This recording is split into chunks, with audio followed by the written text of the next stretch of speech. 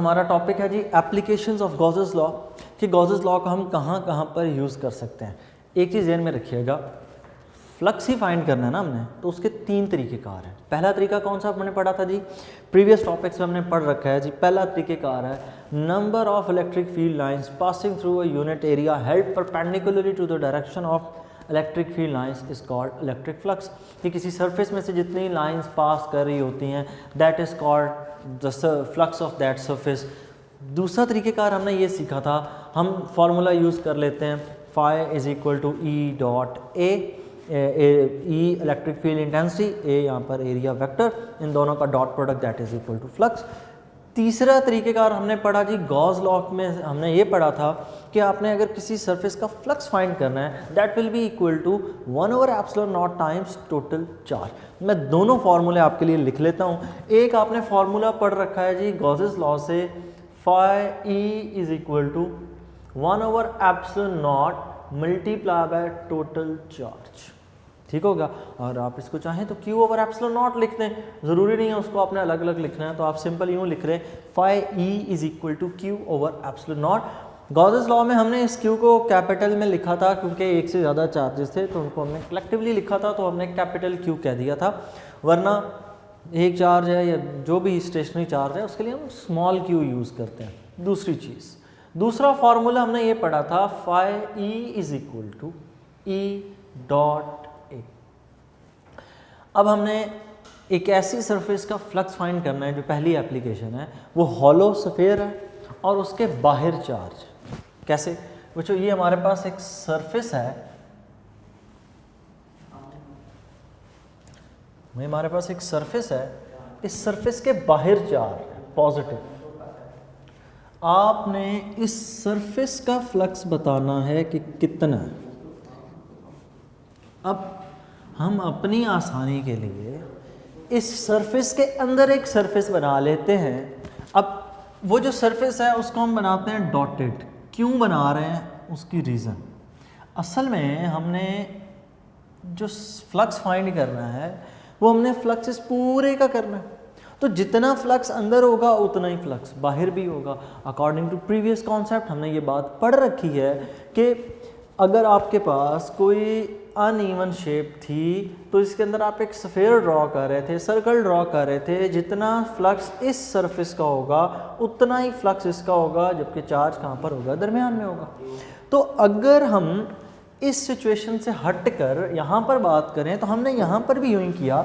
ये वो सरफेस है जिसके ऊपर चार्ज हमने रखा हुआ है और उसके दरमियान में हमने एक सरफेस ड्रॉ कर ली है और इस सरफेस को हम नाम देते होते हैं गॉसियन सरफेस। गॉसेस लॉ के अकॉर्डिंग है ना, तो इसको हम नाम देते हैं जी गॉसियन सरफेस। बुक के अकॉर्डिंग इस सरफेस का जो सेंटर से रेडियस है दैट इज r डैश, और ये जो बड़े वाला सर्कल है इसका रेडियस है r, और एक चीज़ बड़ी क्लियर है r is greater than r prime, r dash या r प्राइम एक ही बात। नेक्स्ट बच्चों, अब हम अगर बात करें जितना फ्लक्स इसका होगा उतना ही उसका होगा ना, तो मैं इस सरफेस का फ्लक्स फाइंड करूं तो कितना आएगा मेरे पास, इट विल बी 0। इस सरफेस का फ्लक्स 0 है, उसकी वजह ये है कि गॉस लॉ की एक कंडीशन याद करें कि charge must be inside the surface. क्या चार्ज इस सरफेस के अंदर है? इसके तो छोड़े, वो इस सरफेस के अंदर भी नहीं है। जब चार्ज सरफेस के अंदर ही नहीं है देन फ्लक्स विल बी 0। तो आप इसको लिख सकते हैं phi E is equal to Q by epsilon, it is equal to 0 because charge must be inside the circle. अब अगला यहाँ पर एक क्वेश्चन पूछा जाता है कि ठीक है सर, मान लिया चार्ज 0, लेकिन आप ये बात क्लियर करें कि अगर हम देखें तो इलेक्ट्रिक फील्ड लाइंस तो पास कर ही रही होंगी, इलेक्ट्रिक फील्ड लाइंस भी एंटर नहीं होने वाली। क्यों नहीं होने वाली? क्योंकि आपने चार्ज रखा है यहाँ पर, पॉजिटिव चार्ज है, इसके बिल्कुल सामने यहाँ पर ये पॉजिटिव है, इधर ये पॉजिटिव चार्ज है, इसके बिल्कुल सामने ये पॉजिटिव चार्ज पड़ा है, ये पॉजिटिव चार्ज है, इसके बिल्कुल सामने यहाँ पर पॉजिटिव चार्ज है। पॉजिटिव को क्या करता है? रिपेल। तो जो इलेक्ट्रिक फील्ड लाइन यहाँ से एंटर होने की कोशिश करेगी उधर से रिपेल होगी, तो ये इधर से बाहर, यहाँ पर भी कोई लाइन कट नहीं करेगी। जब टोटल इफेक्ट आपस में कैंसल आउट हो गया तो टोटल फ्लक्स कितना हो जाएगा? It will B 0। तो बच्चों यहाँ पर टोटल फ्लक्स कितना हो गया? 0। अब हम ये बात तो कह सकते हैं ना कि अगर ये ज़ीरो है तो ये दूसरे फार्मूले से भी आंसर ज़ीरो ही आना चाहिए ना। अगर पहले फार्मूले से क्यू और एप्सिलॉन नॉट से आप ज़ीरो लिख रहे हैं तो जिस मर्जी तरीक़ेकार से फाइंड कर लें। 3 तरीक़ेकार हैं। पहला लाइंस की तादाद, वो मैंने आपको बता दी कि लाइन एंटर ही नहीं हो पाएगी सरफेस के अंदर। क्यों? क्योंकि हर तरफ तो पॉजिटिव चार्ज है और पॉजिटिव को रिपेल करता है, इफेक्ट कैंसिल आउट हो जाएगा। रही बात दूसरे फार्मूले की, तो दूसरा फार्मूला इसलिए ज़ीरो आप लिख रहे हैं क्योंकि ये गॉसेस लॉ की कंडीशन में से है कि charge must be inside the surface, और जब चार्ज ही उसके अंदर नहीं है तो इसका मतलब फ्लक्स कितना होगा? ज़ीरो। तो अगर इन से ज़ीरो है तो इसका मतलब यहाँ से भी अगर आप फाइंड करेंगे तो आंसर कितना आएगा? ज़ीरो। तो बच्चों एक बात तो बड़ी क्लियर है, एक बात तो ये क्लियर है कि अगर आप लिखें E dot delta A is equal to zero, अब या तो E ज़ीरो होगा या फिर A ज़ीरो होना चाहिए। मतलब अगर मैं लिखूं तो मैं यूं लिखूंगा या तो E ज़ीरो हो या फिर A zero, area vector should be zero और E शुड बी ज़ीरो। अब इतनी बड़ी सरफेस है, वो देखने से हमें पता लग रहा है उसका एरिया ज़ीरो है क्या? नो। तो इसका मतलब एरिया तो ज़ीरो होने से रहा, तो फिर ज़ीरो कौन सी चीज़ है? E zero. मैथ्स में आप वो करते हैं ना प्रूफ, कि आप लिखते हैं x plus 3 into x plus 4 is equal to 0। तो यहाँ से आप यही यूज़ करते हैं ना, इधर x plus 3 is equal to 0 और x plus 4 is equal to 0, फिर इसको आप आगे सॉल्व करते हैं। तो सेम वही सिचुएशन हमने यूज़ की, या तो E ज़ीरो होगा या फिर A ज़ीरो होगा। A ज़ीरो नहीं हो सकता क्योंकि इतनी बड़ी सरफेस है, हमें नज़र आ रही है उसका एरिया है। अगर A ज़ीरो नहीं है तो ज़ीरो कौन है? E। और E को तो इलेक्ट्रिक फील्ड इंटेंसिटी को हमने शुरू पर ही प्रूव कर दिया था अपने कॉन्सेप्ट से ही कि E अंदर ज़ीरो होगा। क्यों? क्योंकि सरफेस के हर साइड पे चार्ज कौन सा है? पॉजिटिव, और पॉजिटिव को क्या करता है? रिपेल। जब सर पूरे के पूरे को वो रिपेल करेगा तो इनसाइड जो सर्कल की सिचुएशन होगी वो इलेक्ट्रिक फील्ड लाइंस नहीं होंगी, so the flux will be zero. तो बच्चों इलेक्ट्रिक फील्ड इंटेंसिटी आपने प्रूफ कर दी गॉस लॉ को यूज़ करते हुए कि इनसाइड उसकी सिचुएशन क्या होगी। नेक्स्ट बच्चों इसके अंदर एक दूसरी है कंडीशन, दूसरी एप्लीकेशन में यूँ है कि हमारे पास एक इन्फिनिट शीट ऑफ चार्ज है। इन्फिनिट शीट ऑफ चार्ज से मुराद यूँ समझ लें कि आपके पास एक पेपर है, उस पेपर के ऊपर आपने चार्ज स्प्रेड किया हुआ है यूनिफॉर्मली। अब आपने उस सरफेस का आपने बताना है फ्लक्स कितना होगा, ठीक हो गया? उस सरफेस के ऊपर दोनों तरफ यूनिफॉर्मली आपने चार्ज को डिस्ट्रीब्यूट कर रखा है, उस सरफेस का आपने बताना है फ्लक्स कितना होगा। मैं आपके लिए वो सरफेस ड्रॉ करता हूँ। सपोज आपके लिए वो सरफेस कुछ यूँ है कि ये आपके पास एक शीट है,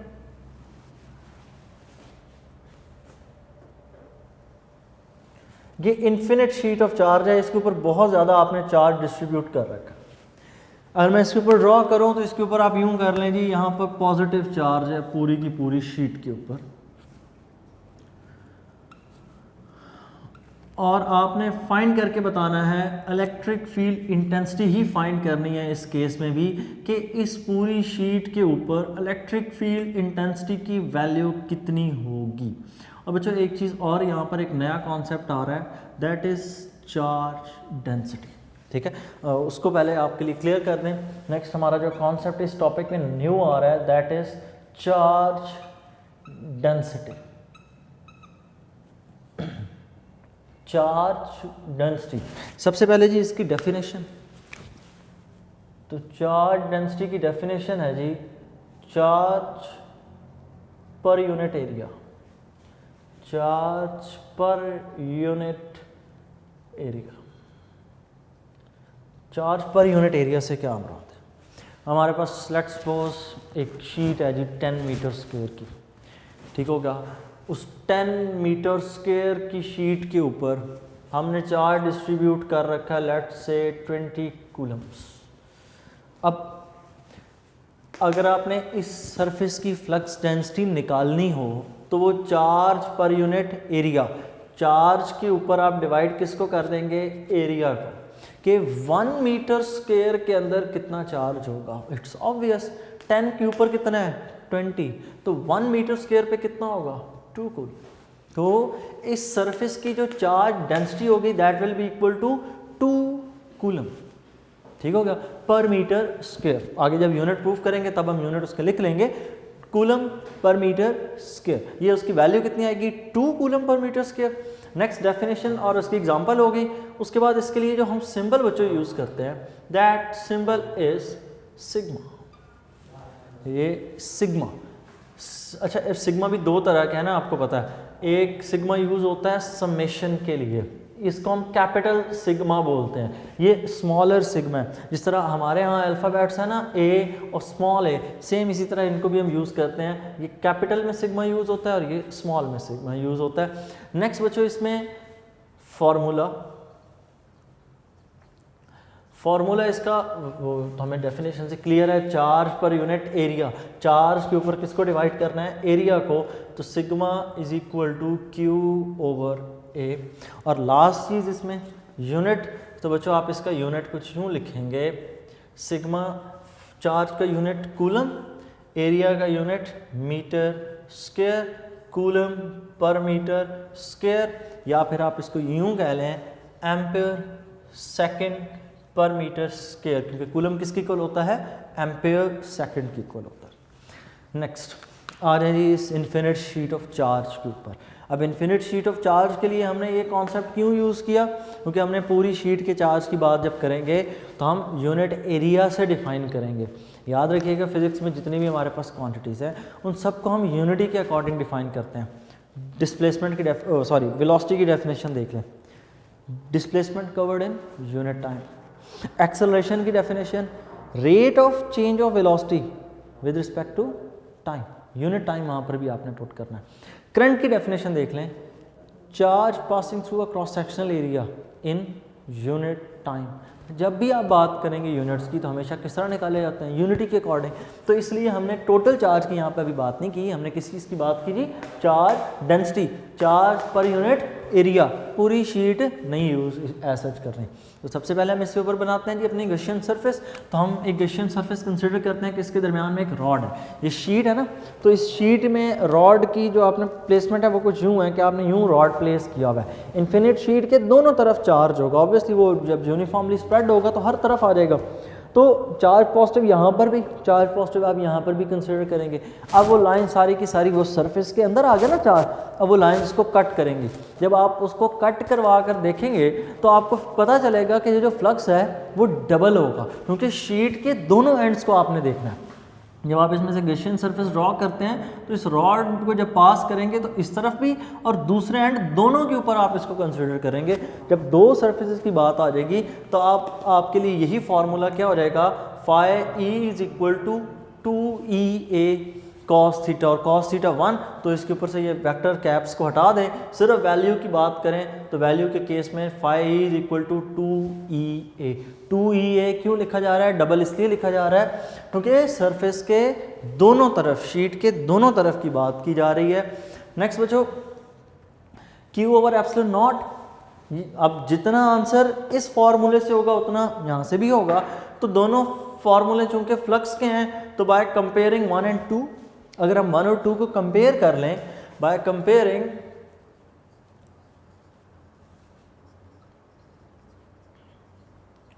1 एंड 2, 1 और 2 को कंपेयर करें तो आपके पास आंसर कुछ यूँ होगा, 2EA is equal to Q over epsilon naught. मैं अगर Q के लिए वैल्यू निकालूं अपने फॉर्मूले चार्ज डेंसिटी से, तो Q के लिए फॉर्मूला कुछ यूँ होगा, Q will be equal to sigma into A. ठीक होगा ना, एरिया जाकर मल्टीप्लाई लेफ्ट साइड, और अगर उसको रिप्लेस करें तो बच्चों आपके लिए यही फॉर्मूला होगा, 2EA is equal to sigma A over epsilon naught. Next, area से कैंसिल, क्योंकि इस साइड पर राइट साइड पर आकर डिवाइड होगा, तो अगर एरिया कैंसिल हो जाए तो नेक्स्ट हमारे पास यही फॉर्मूला कुछ यूँ हो जाएगा, 2E is equal to A cancel sigma over epsilon naught, 2 left side पर मल्टीप्लाई, राइट साइड पर divide, so E will be equal to sigma over 2 epsilon naught. ये होगी जी E की वैल्यू। यूज़ आपने क्या किया, आपने गॉसेस लॉ से इसकी डेफिनेशन, इसकी वैल्यू फाइंड कर दी। और रही बात E एक वेक्टर क्वांटिटी है, तो आप उसके लिए आर कैप यूज़ कर लें डायरेक्शन के लिए। तो E की complete value being a vector quantity it will be equal to sigma over 2 epsilon naught r cap. इस फॉर्मूले की हेडिंग आप दे दीजिएगा इन केस ऑफ मैग्नीट्यूड कि ये E का मैग्नीट्यूड है, और ये जो फॉर्मूला है इसको आपने लिख लेना है in the form of complete value और कंप्लीट एक्सप्रेशन। तो बच्चों ये थी जी दूसरी एप्लीकेशन कि आपने एक इन्फिनिट शीट ऑफ चार्ज के ऊपर E की वैल्यू फाइंड की बाय यूजिंग गॉसेस लॉ। तो बच्चों ये था आपका टॉपिक। नेक्स्ट इसमें तीसरी एप्लीकेशन है, और गॉस लॉ की जो तीसरी एप्लीकेशन है दैट इज़ अबाउट कि आपके पास दो चार्ज प्लेट्स हैं, उन दो चार्ज प्लेट्स के ऊपर आपने एक सरफेस रख रखी है, आपने उस सरफेस के लिए फाइंड करके बताना है फ्लक्स E की वैल्यू कितनी है। अभी ड्रॉ करते हैं तो आपको समझ आ जाएगी इस बात की। इन दो फार्मूलाज को मैं भी वैसे ही लिख रहा हूँ। ये फार्मूला हमारा EA है, और नेक्स्ट इसको हम बाद में सॉल्व कर लेंगे। नेक्स्ट बच्चों हमारे पास सरफेस चेंज हो गई, पहले इन्फिनिट शीट ऑफ चार्ज थी, अब थर्ड एप्लीकेशन है, और थर्ड एप्लीकेशन के अंदर हम यूज़ कर रहे हैं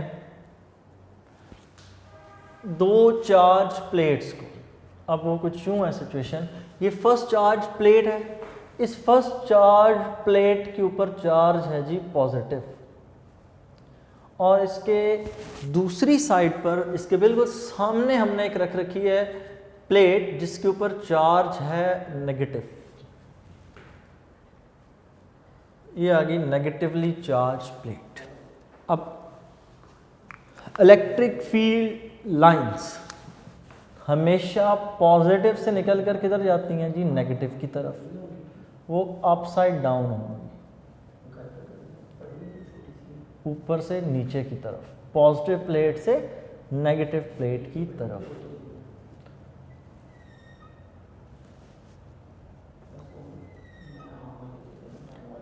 नेक्स्ट इसमें अब आपने क्या ड्रॉ करना है जी, नेक्स्ट इसके अंदर वो सरफेस ड्रॉ करनी है हमने जिसके लिए हमने इलेक्ट्रिक फील्ड इंटेंसिटी की वैल्यू फाइंड करनी है। तो बच्चों वो सरफेस यहाँ पर कुछ यूं पड़ी है, ये है वो सरफेस,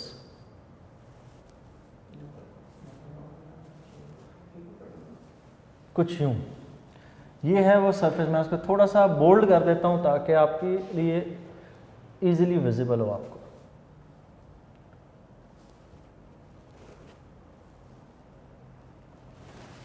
अब इस सरफेस के लिए हमने पूरी की पूरी सरफेस के लिए हमने फ्लक्स फाइंड करना है, E की वैल्यू फाइंड करनी है बाय यूजिंग गॉसेस लॉ कि किस तरह होगा। अब इस सरफेस को डील करने के लिए मैं आपको एक छोटी सी एग्जांपल दे देता हूँ ताकि आपका कॉन्सेप्ट क्लियर हो जाए। यूँ है एक पॉजिटिव प्लेट, इसके नीचे एक नेगेटिव प्लेट, आपने पॉजिटिव प्लेट के ऊपर इस ऑब्जेक्ट को यूँ रखा है कि आधा ये ऑब्जेक्ट फील्ड के अंदर है, आधा ये ऑब्जेक्ट फील्ड से बाहर है। मतलब ये ऑब्जेक्ट यहाँ पर कुछ यूँ है कि कुछ पोर्शन उसका फील्ड के अंदर है, कुछ पोर्शन उसका फील्ड से बाहर है। मतलब इसका ये जो ऊपर वाला एंड है वो फील्ड से बाहर है, और ये जो नीचे वाला पोर्शन है और यहाँ से हाफ ये फील्ड के अंदर है। आपने अब इस पर बताना है कि इलेक्ट्रिक फील्ड इंटेंसिटी की वैल्यू कितनी होगी बाय यूजिंग गॉसेस लॉ। तो बच्चों उसको हम फाइंड करने के लिए कुछ यूँ करते हैं कि मैं इस कॉर्नर को नाम दे देता हूँ A, ये कॉर्नर हमारा हम कह लें लेट से B, ये कॉर्नर हमारा कोई है C, और ये हमारा कोई कॉर्नर हो गया जी D। अब टोटल कितनी साइड्स हो गई? 4 सरफेसेस हो गई। एक सरफेस हो गई AB, एक सरफेस हो गई BD, एक सरफेस हमारी हो जाएगी CD, और एक सरफेस हमारी हो जाएगी AC, AB, BD, CD, AC। अब चारों के लिए हम अलग अलग से वर्किंग करेंगे। पहले सरफेस पर आ जाए जी। पहली सरफेस मैं ले रहा हूँ जी 1 पे कंसिडर कर रहा हूँ मैं CD को। CD कहाँ पर है जी? CD को हम सबसे पहले कंसिडर कर रहे हैं नंबर 1 पे। अब मैं अगर साइड CD का फ्लक्स फाइंड करूँ तो साइड CD के लिए फ्लक्स की वैल्यू होगी ज़ीरो। क्यों ज़ीरो? बड़ा सिंपल सा केस है। फ्लक्स उस सरफेस का होता है या इलेक्ट्रिक फील्ड इंटेंसिटी वहाँ पर आप मेजर करते हैं जहाँ पर कोई लाइन हो, जहाँ पर फील्ड लाइंस पहुँच रही हो। इलेक्ट्रिक फील्ड लाइंस नहीं पहुँच रही इस सरफेस की साइड पे। क्यों? इलेक्ट्रिक फील्ड लाइंस तो पॉजिटिव से निकल कर किधर जा रही हैं? नेगेटिव। जब साइड सी डी में से लाइन ही नहीं पास कर रही, या यूँ कहें जब वो फील्ड के अंदर ही नहीं है, तो उस साइड पर ई की वैल्यू कितनी होगी? ज़ीरो। ई की वैल्यू ज़ीरो। जब ई की value zero, flux will be zero. Gauss's law की पहली एप्लीकेशन कि अगर फील्ड से आप बाहर हो ना, तो बाहर वाली साइड पर ऑब्जेक्ट अंदर है, तब भी आपके लिए फ्लक्स कितना होता है? ज़ीरो। और यहाँ पर तो वो फील्ड में ही नहीं है सिरे से। जब फील्ड में नहीं है तो साइड सी डी के लिए फ्लक्स कितना हो जाएगा? ज़ीरो। नेक्स्ट आ जाए, दूसरी और तीसरी एट अ टाइम मैं सॉल्व कर रहा हूँ। सी ए और बी डी को, सी ए और बी डी और ए सी, इनको हम इकट्ठे ही सॉल्व कर रहे हैं। ए सी को 2 का नाम दिया और बी डी को हमने 3 का नाम दिया है। तो मैं इनमें से एक को सॉल्व करता हूँ प्रॉपर आपके लिए। बच्चों, अगर मैं साइड बात करूँ साइड ए सी की, तो इसके लिए फ्लक्स का फॉर्मूला होना चाहिए ई A cos of angle theta. ठीक होगा? अब ये एंगल किस चीज़ के दरमियान था? ये एंगल क्लियरली हमें पता है electric field intensity and area vector के दरमियान में। तो चलिए उसकी सरफेस ए सी का एरिया वेक्टर ड्रॉ करते हैं। ये ए है, ये साइड सी है। अगर मैं इस सरफेस का एरिया वेक्टर ड्रॉ करूं तो एरिया वेक्टर इसके ऊपर 90 का एंगल है, तो ये लें जी, इसके ऊपर 90 का एंगल ड्रॉ हो गया। ये है area vector. Next, electric field lines की डायरेक्शन, तो वो ऊपर से नीचे की तरफ। इलेक्ट्रिक फील्ड लाइन की मैं अगर डायरेक्शन बनाऊं तो वो यूं बनती है कुछ, ई की डायरेक्शन। मैं यहाँ से भी ड्रॉ कर देता हूँ ताकि आपका कॉन्सेप्ट क्लियर रहे। ये ऊपर पॉजिटिव साइड है, नीचे साइड कौन सी है जी? नेगेटिव। अब अगर ई के और ए के दरमियान में एंगल देखें तो कितना बन रहा है? That is 90 degree. तो आप कॉस कितना पुट कर देंगे? 90। तो flux A C is equal to E A cos of 90। Cos 90 zero. Flux कितना हो जाएगा साइड ए सी का? साइड ए सी के लिए फ्लक्स ज़ीरो। और जो फ्लक्स ए सी का है वही फ्लक्स किसका होगा जी? बी डी का। तो ए सी फ्लक्स ऑफ बी डी, ये दोनों आपस में एक जैसे ही सॉल्व होंगे और दोनों का आंसर कितना आ जाएगा? ज़ीरो। तो इसका भी ज़ीरो हो गया, इस साइड का भी ज़ीरो हो गया, सी डी का भी कितना है? ज़ीरो। लास्ट साइड हमारी रह गई A B. A B field के अंदर है, फ्लक्स तो होना चाहिए। दूसरा एरिया, अभी आपने एंगल भी उसको देखना है। तो बच्चों ये आ गई जी आपकी साइड ए, ये साइड आ गई बी। इस साइड का आप सबसे पहले ड्रॉ करें एरिया वेक्टर। तो एरिया वेक्टर इस सरफेस के ऊपर परपेंडिकुलर ऊपर बना लें, नीचे बना लें, डजेंट मैटर, एरिया वेक्टर आ गया। इलेक्ट्रिक फील्ड इंटेंसिटी इसमें से निकलकर डाउनवर्ड ही आ रही है, तो इलेक्ट्रिक फील्ड लाइंस की डायरेक्शन भी यही है, डाउनवर्ड। ये ई के लिए लाइंस अब ड्रॉ हो रही हैं। दोनों के दरमियान में एंगल कितना है? 0 डिग्री। दोनों पैरेलल हैं, वो भी डाउनवर्ड है, ये भी डाउनवर्ड है। Theta is equal to 0 degree. अगर मैं साइड ए बी का फ्लक्स फाइंड करूं तो flux will be equal to E A cos of angle 0 degree. Cos 0 1, value put करें तो बच्चों phi A B is equal to E A. तो आपने इस सरफेस का फ्लक्स कितना निकाला है? E A. अब टोटल फ्लक्स, टोटल फ्लक्स किसके इक्वल होगा जी? टोटल फ्लक्स इस पूरी सरफेस का that will be equal to, total flux is equal to flux of the first surface plus flux of the second surface. पहली थी जी ए बी, दूसरी थी बी डी, नेक्स्ट थी सी डी और फिर लास्ट वाली थी flux of the last side that is AC। Flux is equal to AB का फ्लक्स आपने फाइंड किया EA, BD का आपने फ्लक्स फाइंड किया 0, CD भी 0 और AC भी कितना था 0। ये BD और AC दोनों का 0, BD और AC का, और CD का भी आपने कितना निकाला था जी हमने 0। अब टोटल फ्लक्स कितना हो गया, टोटल इलेक्ट्रिक फ्लक्स हो गया, फिर total flux is equal to EA। तो अगर टोटल फ्लक्स EA और फ्लक्स का सिंपल फार्मूला गॉसेस लॉ से Q ओवर एप्सिलॉन नॉट, अगर हम इन दोनों को कंपेयर करें तो बाय कंपेयरिंग 1 and 2 आप यूँ लिख सकते हैं EA is equal to Q over epsilon naught. यहाँ से अगर E की वैल्यू निकालें तो E will be equal to Q over A epsilon naught. Previous topic में आपने देखा था Q किसकी इक्वल था, अगर आप कॉन्सेप्ट डिस्कस करें चार्ज डेंसिटी का तो sigma is equal to Q over A, और यहाँ से Q इक्वल था सिग्मा इनटू A के। तो अगर हम Q की जगह रिप्लेस करें सिग्मा A तो Q की जगह रिप्लेस हो जाएगा sigma A over A epsilon not. Area से कैंसिल, तो E के लिए आपके पास जो फॉर्मूला हो जाएगा, E के लिए फॉर्मूला कुछ यूँ आप लिख लेंगे E is equal to sigma over epsilon naught, ये मैग्नीट्यूड, और जब आप कंप्लीट वैल्यू लिखेंगे तो E will be equal to sigma over epsilon naught. Being a vector quantity आप इसके साथ क्या ऐड कर देंगे जी, आर कैप। तो ये थी थर्ड एप्लीकेशन।